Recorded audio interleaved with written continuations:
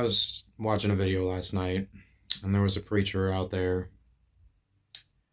preaching about fire and brimstone and all these different things to a bunch of people that probably had never heard the gospel before or hadn't grown up in church.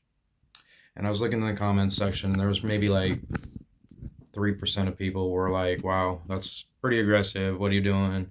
Whatever. But everybody else was like, that's the gospel. I've read the Bible in and out, and I have never seen anybody go out and do that in the gospel to people that weren't of the church. What am I saying?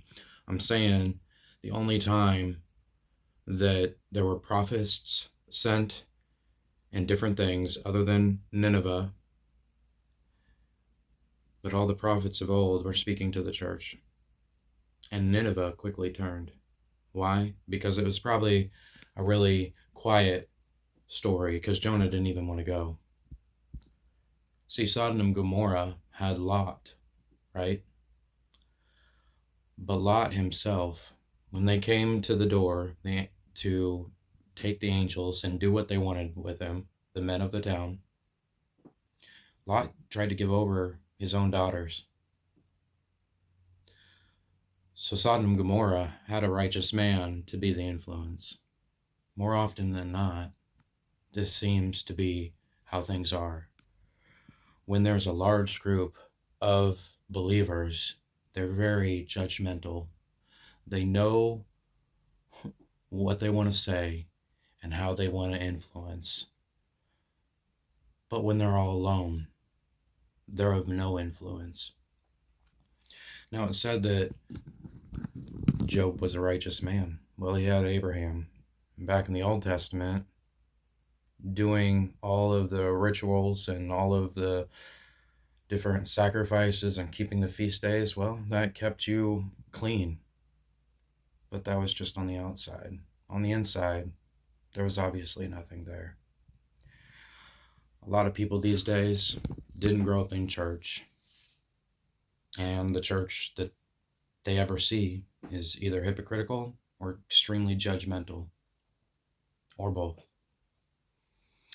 People tell me all the time in the comment section, God's not just love. Jesus always spoke to people's physical needs because they were physical people before he tried to speak spiritual things into them. If you try to teach somebody, like if I was a school teacher and I went out and started screaming at the children, how much would they absorb?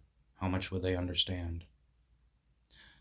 This is not righteous judgment. This is judgment. And because of it, if you witness in this way, you will be also judged.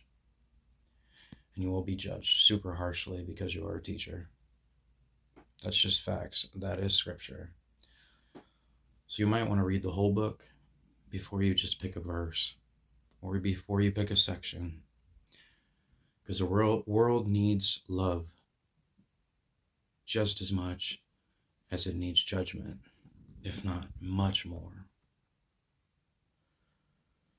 I can evangelize, I can speak in tongues, I can prophesy, but if I don't have love, it means nothing.